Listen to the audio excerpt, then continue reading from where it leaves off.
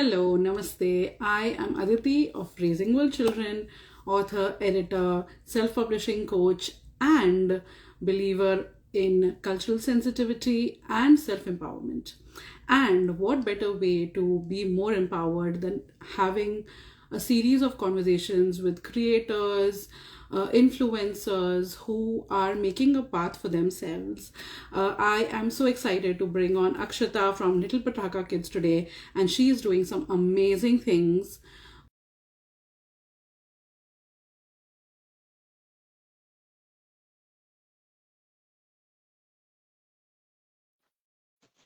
Hey, hi. How are you? I'm doing well, thank you. And how are you? I am good. So, I this is our first get to know each Yes, other conversations. I'm super I'm excited. Uh, very excited. And I have been observing your Kickstarter Yes, recently, and I am so in awe. And I thought parents and children around the world would benefit to learning about the effect of culture on entrepreneurship, because all of us are doing so much. So yes. I wanted, first of all, for you to introduce yourself and let everyone know who you are. Yeah. So, hi, everyone. My name is Akshata Nayak, and I'm the owner of Little Patakha. It means little firecracker. And it's a children's brand. I'm located in Vermont in the US. And we offer books and toys and games that focus on diverse representation and inclusion. Thank you. I am trying to make people more aware of what multiculturalism means. Yes. So I want you to take your long life Yeah. and shorten it a little bit for us in terms of places you've been and languages you speak. Because, of course, I would love to get into movies, but we can't do that. Yeah. So I thought, places and languages would be a great place to help people see how many different ways a person can be multicultural. Yeah, absolutely. I was born and brought up in India, in Bangalore, which is a South Indian city. So, big city, bustling, hustle all the time. And I moved to the US for my graduate education in 2003. And I moved to Maine, which is like going from the equator to the Arctic, first of all. So, definite weather shock. And on top of that, it was just a more rural community and, things like that, which made it very different and was a bit of a cultural shock in a reverse manner because Okay. it was so different for me going from a big city to a small town in rural Maine for my education. But I think it was a wonderful introduction for me into a whole new country, a whole new continent, because it allowed me to form friendships that are just so close knit, even to this day, 20 years later. And so, wow. August 2003 is when I moved to the US. So we're actually in 20-year territory now. But so that I think that for me, that was one of the best things that I could have done was move into this small rural community and find my place and take my time to find my place in a whole new country. I speak 5 languages. So it's English, which I grew up, all of my education was in English, Hindi, Kannada, and those were languages I studied in school and college. And Konkani and Marathi are languages I spoke at home. Wow. Yeah. That's incredible. And I love that you said English is you were educated in English Yeah. because a lot of people have this misconception Yeah. that, our English is not so good when they Yeah. don't realize is, we were educated in English, which is, Yeah. Yeah. I think in English and translate. yes, Yeah. same. Moving a little bit forward, take us through your career and what brought you to Little Pataka Kids. Uh, that is an even longer story than the rest of Let's my shorten story before. Yes. Mostly, well, I moved to the US for my graduate education. I'm a Okay. science nerd. So I have two Master of Science degrees, one in nutrition and another in biochemistry. Wow. And so Entrepreneurship, children's media was like, I can't even say the last thing on my list. It was just not anywhere on it, right? But as I finished my education, got both of my master's degrees, I was doing research in like neuroscience, immunology. So that's my background, is being a lab rat. When we decided to move to Vermont, my husband has the same degrees plus he's a chiropractor. So when we decided to move to Vermont and start our wellness center, on the side, I decided that I would start a small business to make skincare products using my biochemistry and, lab procedure in that way, is creating and developing these products because I needed it for myself. As with many entrepreneurs, you start out with something that you need for yourself. You see something missing. You start with that, you gift it. It becomes a big thing. You move it into a business, right? So that's the path that took. And I did that for 10 years. I made, my brand was the Orange Owl, vegan skincare products. And for a decade, it was in 60 different stores in the Northeast, which is a lot when you're the person making every single lip balm and labeling it by hand. And, online sales. And during the pandemic, that shut down because I just had a tough delivery. I was pregnant. I had my daughter. It was a tough delivery, recovery. I had surgeries, and I couldn't keep up the physical requirements for the business. And so when the pandemic hit, my husband and I realized very quickly, given our science backgrounds, that this wasn't like a 2-week shutdown. This was something that was going to be years long. And without knowing all of the, all the uncertainty, I decided to shut the business down. And so that's what I did. Then I was home with my daughter, who was home from daycare. She was 2 years old, just learning how to, talk. Vocabulary was completely exploding. And I realized that I could speak to her in Konkani and she understood it. She sang in 4 languages, but she would reply to me only in English because that's what she heard at home. She thought Konkani was now a phone language because my parents couldn't travel because of the pandemic. So that's where Little Patakha started, was I wanted to make a book for her in Konkani, and that's where it should have ended. But then it sort of snowballed into what it is right now. So it's a bit of a circuitous manner of reaching this place, very unexpected situations, but here I am. Oh my God. I just want to sit for a day and just unpack all of that because I think the best way to learn is by having conversations these days, isn't it? Yes. Because there are so many challenges because I have faced, and there's often no one to discuss them with. And I'm so glad that you are willing to come on here and talk about it. Yeah.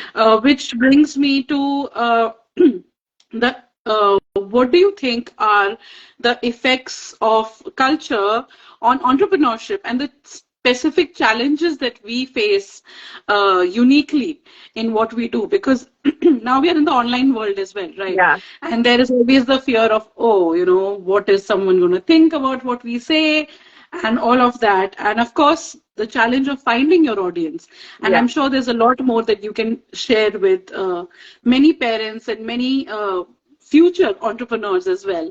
So please shed a little light on that. Yeah, absolutely. So for me, I mean, the whole idea came from my daughter, right? Like it's even named after her, Little Patakha. When she was born, I said, you're a little firecracker. You're going to have a big impact. And so it's named after her. It's inspired after her. The first couple of books I did were for her to learn Konkani and to learn Hindi, right? So culture plays a huge part in your identity, and when you're passionate about something, your identity just bleeds into it. It has nowhere else to go, right? You are that person. And for me, it was very interesting because for the longest time, having moved to a new country, and maybe others will, understand what I'm saying, I was too American to be Indian in India, and I was too Indian to be American in America, right? Having moved to a new country. And I remember very specifically always thinking, where do I fit? Who am I?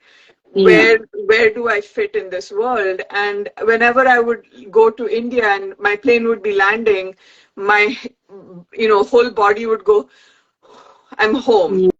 And then I remember very specifically one time I was landing in the US, even though it was JFK, which is not, the best airport, but I was landing in in the US, and my body did that. It said home.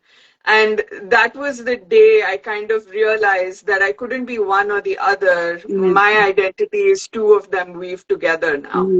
And that's what I want my daughter to see. That's what I want others to see, that you can't just separate cultural identities anymore. We are the multiculturalism is our future. That's where the world is headed. And so you can't separate these things out anymore. And so it does play a huge role in what you decide to do with your life, how you present yourself, the clothes you wear, the way you speak, you know. So it bleeds into every area of your life, and especially work for me, because I created something that I didn't find out there. You know, Konkani as a language has been mostly passed down orally from one generation to the next. The book I created is one of the first ones created in that language, right? And so that was incredibly satisfying to do. And then moving on from there, my company switched from being just about Indian languages and cultural resources to being about representation in children's media, because I saw that when diverse characters were portrayed, they were usually secondary characters in someone else's story, right? They were a part, or their story was told from somebody else's perspective. And I wanted to change that. And I also wanted to change this concept of always showing multicultural families or characters from the lens of struggle or strife. We go to the grocery store. We have weird senses of humor. We have, like, you know, there's regular everyday things we do. And that's what I wanted to bring. So this is how my culture and my identity has informed how Little Patakha is pivoting and the type of products we create. Wonderful. That's actually so true, that we all start off with what we know best, right? For me, it was growing up in Kuwait. As a child, like I say, my expertise come from being a child who was a third culture kid, and knowing how the displacement feels. So since you've done a business for 10 years with a product which I'm sure was also culturally influenced, because Indian skin is very different, right? Then, of course, the I world had a in which we masala live. chai soap and a Nice. neem pani soap and a cardamom Nice. lip balm. So Nice. yes, it was very influenced by who I am. Oh gosh, is there a petition to bring that back? I still do get emails about it, but I think I'm pretty deep Maybe into Little Patakha at we this should start a point. GoFundMe for that. That, because I know it's not easy building following and then finding buyers, because no matter how fascinating a product is, it is often difficult to find your audience or find people who would be willing to invest in it. So what are some challenges that you faced, and how did you overcome those challenges in finding your niche buyer per se? Yeah. That's a good question. I think for me, initially it was because I started out with Indian languages and cultural resources. There was always this idea when I reached out to buyers or stores, was that, do we have a population that will support us bringing this in? Because even for them, if they want to be supportive, at the end of the day, they're also running a business, right? There is a bottom line that they have to address as well. So I think that was the biggest thing that I always had to push through was, yes, I am an Indian creating these Indian products, but with the phonetics and with online audio files, like literally, if you've never heard this language before, you can pick it up and you can learn something new, right? So trying to sort of break that barrier. And then, of course, living in Vermont, which is consistently called the second whitest state in the country, trying to let people know that there are parents, there are educators who are looking for these types of products. So going out there and finding them and seeing how to connect with them, showing them. I always noticed that when people saw the products, the response was very different from an email or, just a short conversation. So my aim then became became, can I send you samples? Can I come and meet you? Right? And that's what I had done even early on for my other business, was when I was creating all of these scents that weren't the usual lavender and mint. I had to send people samples. And I remember buyers opening it, smelling it, and their face lighting up. Like, I remember that. That kept me going for the 10 years that I did that business. And in this case, when people saw the illustrations, saw the quality of the product, saw how it was made accessible to anybody, and you could see the gears in their head turning and, switching and saying, hey, we'll give this a try. So I think that became important, and that was my biggest challenge, was just breaking through that initial thing that what I'm creating is for a small population, which, I mean, Indians aren't a small population in general, but there is this idea of a niche category. The other one, which is big, and I think this will come up often for other South Asian publishers or creators, is the idea that, hey, you know what? I already have another Hindi book, or I already have another one that talks about Diwali, right? You enter a bookstore and there are hundreds of books that teach you ABCs. Yeah. There should be more than one book on Diwali in that bookstore, right? So pushing for that is something that I kept doing, was just telling people, you have one, but here's another perspective. You have like 10 books that teach people, about other festivals. You need to have at least 2 or 3 that talk about this one, right? So those types of conversations are ones that I've had often. Wonderful. That's a great point. Do you find outreach to be easier or more difficult for you, per se, when you look at the market in general? I think so. Outreach for a lot of people can seem daunting, mostly because all of us are scared of rejection, right? You don't want to hear a no. Nobody wants to hear a no. And it's not easy. And having done another business for over a decade, in this for 3 years, I get it. But you have to find that step that lets you say, it's a no, that's one store on that one street. There are others. If they say no, that's one customer, there are others, right? So you have to find that step to be able to do it. And it's not easy. It comes from finding the conviction and confidence in what you're doing, right? A lot of us are told, fake it till you make it. I think that's one of the worst things you can tell somebody, because especially for somebody like me who has like diagnosed anxiety and depression, if you tell me to fake it till I make it, I'm just going to be anxious and depressed. Be nothing else there, right? And so it's very important that you understand you need confidence in what you're creating and passion in what you've created. And if you've made it, those things will come, right? You don't have to go looking for them. And so I think that helps do the outreach. That helps with that. It's just you do the 1, 2, 3, like you start with small little steps, and then it becomes easier. Actually, it's true.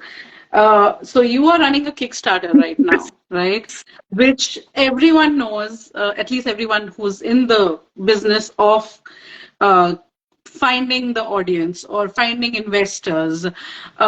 First of all, I tell my clients this often, that you need to first of all think of yourself as a business owner and not as a person who's just doing this because they want to. They call it a passion project, and I'm like, this, you need to invest. You need to understand that this is an investment. And I feel like once you hit your 40s, I think everything becomes an investment, right? You invest in friendships, you invest, you have to pick and choose where you want to put your time the most, and what is the ROI of that time spent or that amount spent. And a Kickstarter, for all of those who do not know, is a way for entrepreneurs to get the support that they need, because it's not easy to just start off and do things. I mean, few people are blessed and they can find other means to do it, but a Kickstarter is a great way to, make I think runway, I think would be a nice way to say Yes. it. Yes. Would you, is that fair? Yes. So tell us a little about your Kickstarter and what tips you would give for someone else who's running a Kickstarter, and why a great way in which someone, I think the best way would be to actually follow you and support you right now to see the whole process of Yeah. running a Kickstarter. Yeah. So just share a little bit with us. Yeah, definitely. So my first advice would be don't do a product launch and a Kickstarter in the 8th month of your pregnancy, because that's what I have done. And I am so tired. my, my baby is due in like 3 weeks, right? Are you kidding? You're No, I'm pregnant? I'm so serious. Yay! I love babies. So yes, that is something I have learned. I know I will never find myself in this situation ever again, but I'm just sharing it with others who need to know it. Is I just ended up in a situation where, as you'd spoken about investors, I am looking to raise money, and some of the leads that I had got kind of got put on the back burner. And because of that reason, just given the investment climate right now, like everything happening with banks and investments, and so everybody sort of got a little nervous. And because of that, I had no choice but to do this, right? I did a trade show at 7 months pregnant. I did a product launch and a Kickstarter campaign launch in my 8th month. So first of all, try to avoid it if you can. If you can't, make sure you have enough people around you who will support you through this, right? The crazy. And otherwise, Kickstarter, yes, I think runway is a good way to describe it, as you mentioned. What you basically are doing is you have an idea, you haven't manufactured it full scale yet. What you're doing is showing pictures and concepts of what that idea is to others on this platform and saying, hey, this is what I want to create. This is why it's important. This is why you should care. And this is how you can support me financially. Yeah. And so you have different types of rewards you can purchase. And the idea being that with Kickstarter, it's all or nothing. And, GoFundMe and a few others, even if you don't reach your goal, you still get your money at the end of that time period, whatever was raised. Kickstarter, I very happily went and put a $30,000 goal there. I have 5 days left, and if I don't reach it, I don't get a single cent. Like, even if it's 29,999, I don't get a cent until I reach at least 30,000. So that can be really scary for some people. But for me, it's my way of showing people who support me that I'm serious about this. I believe in the product, and I know that this can happen, and I know it'll have an impact. So that's how I look at it. And then in terms of other people using it, I think it's a great way to get your information out there, but it takes a lot of behind the scenes work. Right? Because for me, the first time I did this was for my launch of my brand. Nobody knew I existed, and I launched my brand with a Kickstarter campaign. At that time, family and friends showed up and helped me get across that goal. Then last year, when I launched 2 new products, I did it again. This time was a $20,000 goal. And this time I had to find my customers. And so you have to have a lot of behind the scenes work to make a Kickstarter happen and for you to reach the goal. So this time it's $30,000, which means that I'm pushing, even more to find my customers to come in, because you're trying to reach 30,000, but your reward is like a $50 reward. Right? Right. So how many of those $50 do you need to get to 30,000? So you have to find your customers. Yeah. And the other thing I love doing with my product launches is using it as a campaign or an initiative to distribute these products in the communities. So I say, buy, gift, donate. Buy one for yourself, buy and gift to others, buy and donate to local schools, libraries, and childcare centers. And so that has helped getting people to feel a part of this community and their own communities and how they can, address that. So people buy it and donate the product. So that's been pretty awesome too. Wonderful. Wow. Oh my gosh. First of all, I'm still reeling from learning that you're pregnant. Funnily, 2 of my initial clients, both were pregnant the time when we were working on their Yeah. book. So the second time round, and it was hilarious because they were like, it was crazy and it was wonderful. But I think that's a good sign that Yeah. people, who I talk to. We still find one foot in front of the other. We find it.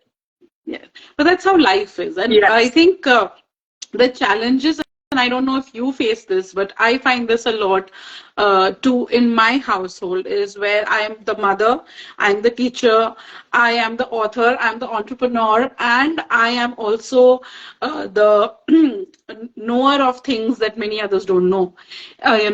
So there's a lot that comes onto us. I think that's a huge effect of how things are culturally in some homes, and that can be a new challenge. Yeah. I mean, I don't mean to presume, but is that something you've seen yourself or other people experience, and how do you Yeah. overcome it? I've seen, I have to say, for me at home, anytime I come up with any of my ideas, I've been lucky that my husband says, "How can I help?" Yeah. And so, I have unconditional support, and that's why I can do this kind of stuff and just make these proclamations of, this is my goal, and this is what I'm going to do, right? So I've been very lucky in that way that my family is behind me 100%. But I have seen where that isn't always the case. And in those situations, and even in mine, even with the support that I have, this whole idea of having it all is, I think, another sort of fallacy that a lot of people fall into, especially women. This girl boss and whatever else that's going around, which makes it look like you can be everything and anything you want. It's a good concept from where it started, but it's taken on a whole new meaning at the moment. I think it's priorities. You really have to sit down and think about what is important for you. Yeah. If you're doing something else, maybe your house won't be as clean, and who cares about that? Yeah. So you have to, when people talk to me about balancing life and work and all of that, it kind of drives me a little crazy, because I think that the concept of balance is so different for everybody. So, Yeah. it's just one of those things where you have to decide, these are the parts that are important for me. This is how I'm prioritizing it. And it'll be different for each person. You don't prioritize your life based on somebody else's Yeah. things, right? And you have to understand that, you have to own that. That's the first Hmm. thing. Yeah, no, for sure.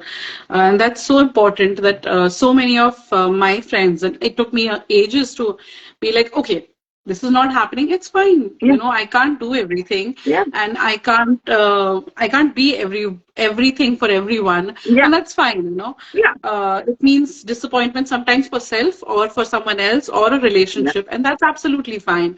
I was actually going through your website today, and I saw that, of course, your new product is amazing, but you have like books and then this new thing that you're doing. So I would love for you to tell everyone about how did you decide on this particular product? And because of course we know the books came from your daughter, Yeah. what made you choose this to invest your time, energy, and money in now? Yeah, and I'll talk about even the stuff you've seen on my website, which is available for sale Yes. right now. The Yes. Kickstarter stuff is pre-orders. Yeah. It's all based on, if you think about conversations you have with kids, I love what I do because I get to see the world from the perspective of kids who are 5 years and younger, right? It's the best place to be. And so when I did the mix and match puzzles called Different Fits, which is about professions and who you can be when you grow up, I was just thinking about what are some questions we ask kids when we first see them, right? It is, what do you want to be when you grow up? And then if you take it further, when you're older and you meet people, one of the first questions we ask them is, what do you do?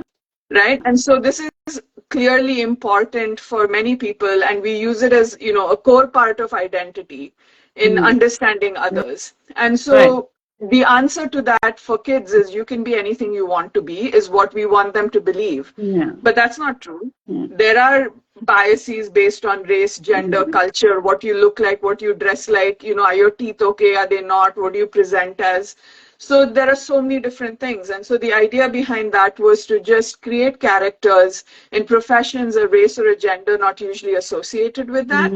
And kids can recreate the original or mix and match and come up with their own ideas. So you have a Supreme Court justice who loves to dance and loves to cook. That's fine.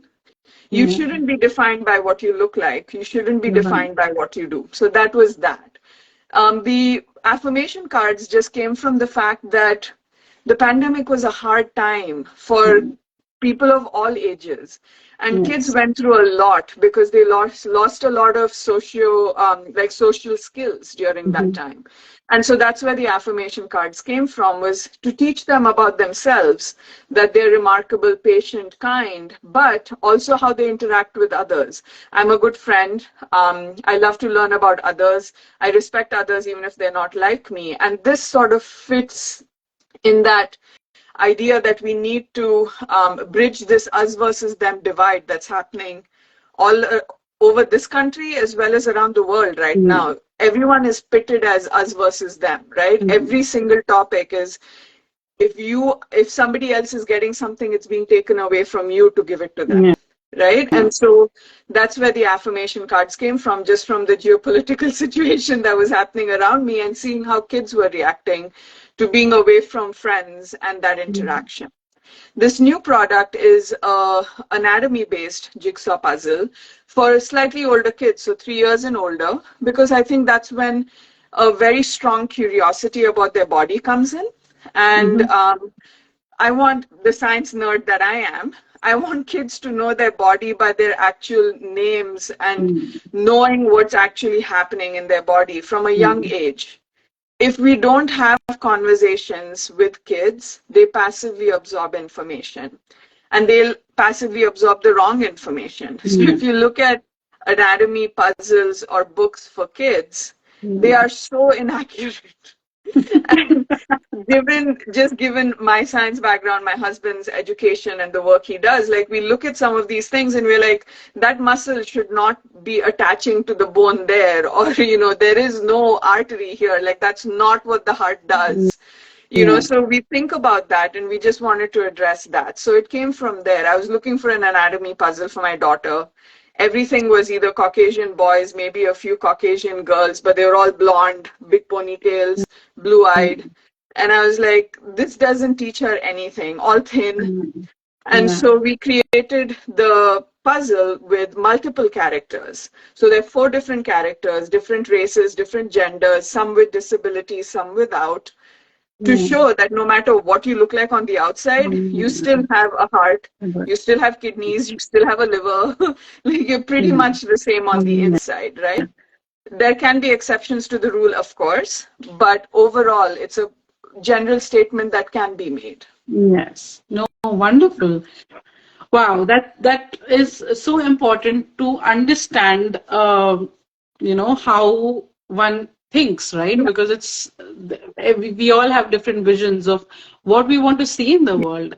And I think, and this is something I've been saying this past 6 months, I must have said it every single time, that I so admire these women, people who I work with, people like yourself, who are putting in the money to is something that, comes and goes.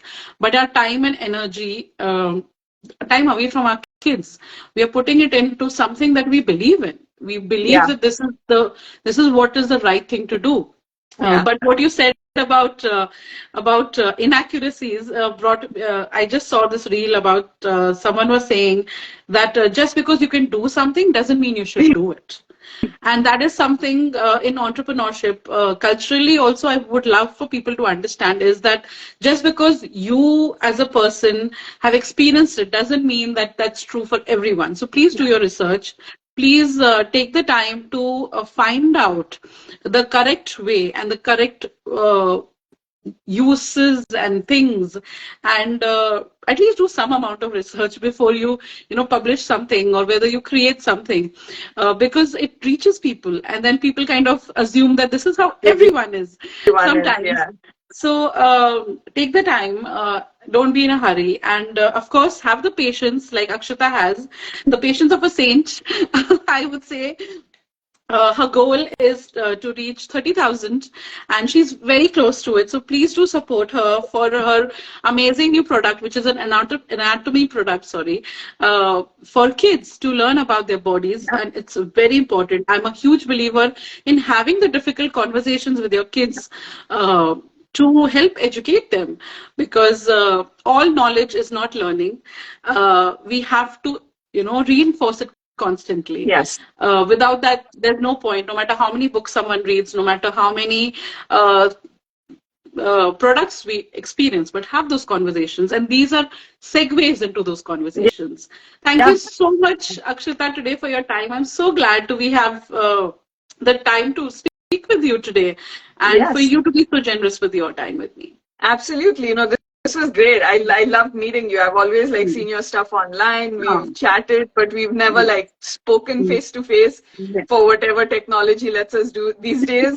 So I'm very happy that we were able to do this. Thank you. Thank you. And thank you for sharing your knowledge with all the aspiring entrepreneurs in the world. And I'm hoping that people learn and grow and believe in themselves more and more. Yeah. And I am get in Aditi. touch with me with any questions. I'm always happy to help. Yes. You can reach her at Little Patakha Kids.